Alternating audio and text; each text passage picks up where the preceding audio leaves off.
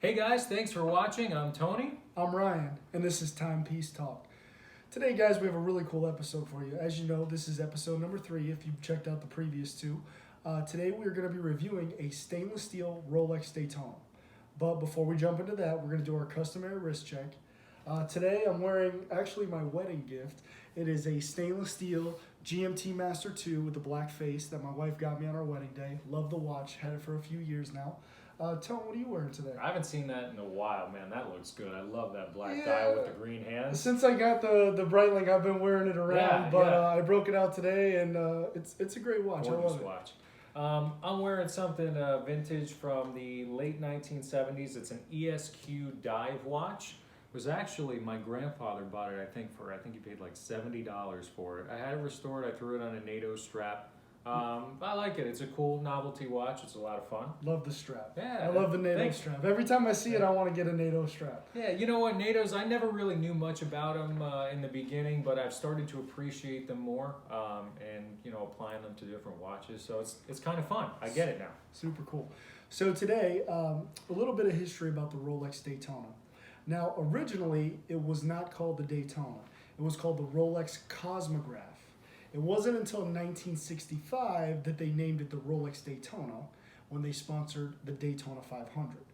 Now, if you're not in the racing world, I consider myself a country boy. I've been going to the Daytona 500 for 15 consecutive years. My family, we're born and raised in Florida. We're in South Florida, but we always make the drive. My dad's been going for 35 plus years with his brothers. So a long time Floridian, so I love this. I love the Daytona. The actor Paul Newman, who turned race car driver, pretty much set the benchmark for the Daytona watch. He wore one every day up until the day that he died. And if some of you have seen it, it's been the highest sold watch ever recorded at an auction. Ever. It was 15 million and change, but with fees and everything, it was just over $17 million. 17 million. Now, that's obviously probably the most sought after watch ever. So enough with the history lesson. Tony's going to jump in and review this beautiful piece. Absolutely. So we have a personal example today. This is my watch. This is my baby. I was wearing it actually in the first episode that we did when we did the Breitling Yep, unboxing. in the first episode. So yeah, king of my collection and a special place in my heart. Have a little bit of history with it too. So I'll briefly tell you about that. So the model that we have here is from the year 2005. It is a reference number 116520. This model is not the current generation, it's the one right before the current generation. So it's almost identical to the one now, except it does not have a ceramic bezel. There's a couple very small changes, but the movement is the same. The movement has been in this watch since the year 2000. Prior to 2000, we had the famous zenith movement in this watch called the El Primero. So anyway, but I do love this watch. It does have the stainless steel bezel, and the subdials are not the dart. It also matches the bezel and the case of the watch. Oyster bracelet, typical Rolex sports watch. It's got the, not that anybody really uses it for this watch, but as we talked about a little bit of the history with Paul Newman, the reason why this is the flagship of the Rolex sports line is because back in the day they did use it as a stopwatch. So we have the tachymeter here, which measures the units per hour. So they used to use it as a stopwatch in racing around the course. Yeah, there's a formula that you can convert it to all forms of miles per hour, kilometers per hour. But obviously, most of us just wear it to look good. Absolutely. If you did want to use it, we have 2 screw-down crowns as the stopwatch. The first one is to start and stop the watch. The one below the crown is the reset button, so it'll take it right back to 12. So it is a tool watch. Many, many people have used it. Not many people primarily buy it for that, but it does have the function if it's there. So that's a little bit about the specs of this watch. Beautifully, aesthetically pleasing to look at. I really do like the ceramic bezel now from the modern one. Yeah, the new Panda style is beautiful. And they have the little bit darker subdials too, so it's kind of a throwback, a homage to the Paul Newman Daytona. This one, it does reflect in the sun. If you were using it for a stopwatch, sometimes it's hard to read. The ceramic dial is an improvement, but this is my watch, and it is just, it's every time I put it on, it is special, and it's also special to me because it was given to me from my dad. So that's pretty much the review on this Well, let's watch jump into this and the paperwork features. you have. Right, now we'll get over to another part that makes it special for me. With this being kind of a collector's item now, we'll get into that in a minute. I am lucky enough to have the original warranty, all the paperwork on this watch. I have the original receipt here too. This was purchased from a Mayor's store in South Florida. It was one of my dad's transactions when he was flipping the Daytonas. It's kind of faded, You can't really see but it you can here, still read it. but the price, it was paid in cash with tax, was $7,395. This watch now, the sticker price on this watch is now $12,500. Wow, that's 14 years later, a significant increase in price, but Almost it double. almost doubled. Yeah, but it's it doesn't in 14 years, which isn't that long. It's not that great a length of time, but to almost double, I mean, that's unbelievable. But it doubled in price, but you can't find them.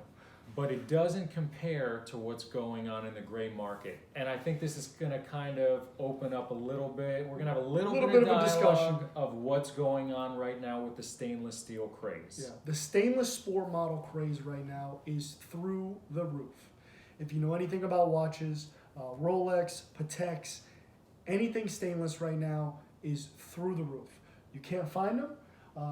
I was just at an AD in Boston. My wife and I took a vacation. I went into the AD in Boston. They had nothing. They had a couple date just and a few presidentials. Yeah. That's it. The Everything else was yeah. cleaned out. Every authorized dealer is a ghost town, except for you've got some date just and day dates. That's pretty That's much it. Maybe a Sky Dweller or two, Yeah, or platinum here or watches. there. So, without going on too much of a rant, we will rant a little bit Little today. rant. So this watch new retails for $12,500. We're seeing them on the gray market. This reference number, so the generation I have, between 17 and 18,000 on average, and this is July 2019. Yeah. So it's 6,000 over list. Right. I don't necessarily know that I would pay that much for this watch. We're seeing the newer generations for even more, and new unworn are going for 25, 26,000. Yeah, it's unbelievable. The newest watch, actually this watch in the Batman, the GMT Master 2 now on the new Jubilee, I believe they retail for $9,200, and I just saw one sell for $26,000, which is unbelievable. Right. I don't believe I would pay $26,000 for the watch. Right. It's a beautiful watch, but 26, you could jump into something gold and right there. Right. So here's kind of my point, and I think we're both on the same page. We want to hear what you think. Like I said, would I pay 17, 18 for this watch? Would I pay 25, 26 for a new one on the gray market? Probably not, but I get it. The Daytona has always held a premium over the sticker price. As I mentioned earlier, late 90s, early 2000s, you could never get these watches. You could walk in and get a Submariner, you can get a GMT. Yeah. So these were always Rolex's flagships, and they always carried a premium because of the history of this watch.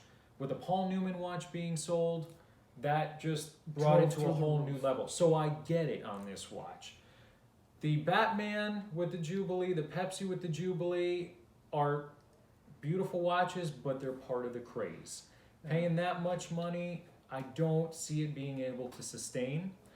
And we couldn't close up this dialogue without mentioning the king of everything that's going on. Before you jump into the king, I just want to Okay. say we just had a conversation right before we started filming.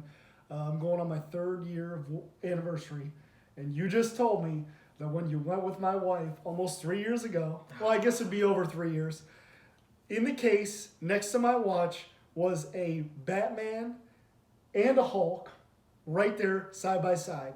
Now you cannot walk in and buy those watches anywhere. No. And he looked at me and said, I wish I would have known about those watches now. I had no idea. And that was only a couple years ago. Just a few years ago. It's crazy. And even the watch that I'm wearing, now with them making the Jubilee with the Batman, I believe the Blackface is the last GMT It that's is. still on an Oyster band, Currently which it is is. driving it up. I've been Right. following the prices. It's gone up a couple thousand from what we got it for, Correct. or my wife bought it for. But yeah, the market right now is insane. And like Tony was saying, the Daytona will always be the flagship of the Rolex sport models. So, right. And where I was, exactly right. I couldn't agree with you more. And where I was going is the Nautilus. Yeah. We're big fans of Patek. We love Pateks. Love We're going to be Patek. reviewing some cool complications coming up. The Nautilus is a beautiful sports watch from Patek. Anything they do is top of the line. They are the Ferrari of watches. Unbelievable. However, we have a 5711 that retails for around $30,000. That's selling in excess of $70,000. People are losing their They're mind. between 70 and 90 because you They can't can find even, them. if 5712 is even more. My point and our point in this whole thing is, we don't want to be the guys that are be like the bubble's gonna burst. We don't know. Listen, the economy's doing really good. Hopefully it won't, but eventually, history has proven there will be a pullback. Yes, there will be. And when there is a pullback, the guys who paid $80,000 for the $30,000 Nautilus are gonna be the victims, and they're gonna take the haircuts. But I think we should touch on this though. Okay. Now we know this. Rolex and Patek always make One less than the market demands. And they may now be making two less than Probably demand. two, maybe even three. But With the social media craze as you can adding see, to I that. mean, it doesn't matter. The celebrities, the rappers, the actresses, actors, everybody now is hunting these watches. Every collector that you look at, the basis of their collection is every single Rolex in stainless. Yes. They got the Hulk, the Pepsi, the Batman, the Smurf. That's the underlining to everybody's starter collection now, Absolutely. and it's making the prices through the roof. But I agree.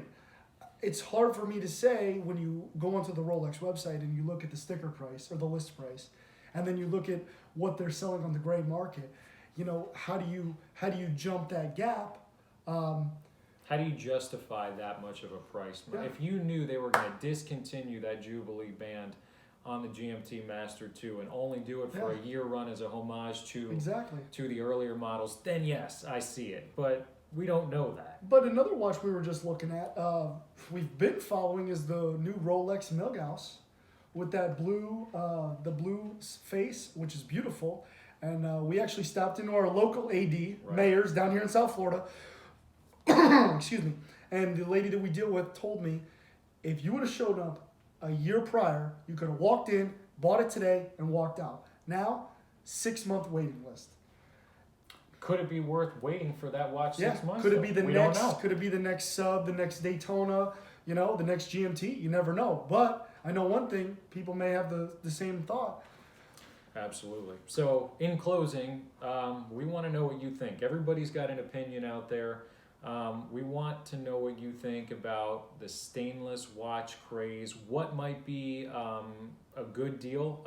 A wolf in sheep's clothing Yeah. right now. Just the stainless market in general. I mean, Right. it's unbelievable. Right. And if you see an opportunity for a watch that you think may take off, or if you think that this hype is all about to come to an end, we want to hear your feedback. It's crazy what's happening. We've Yeah. never seen anything like it. And my biggest question, that I believe I say all the time is, will you be able to walk into a Rolex AD and see those slots full again? Yeah.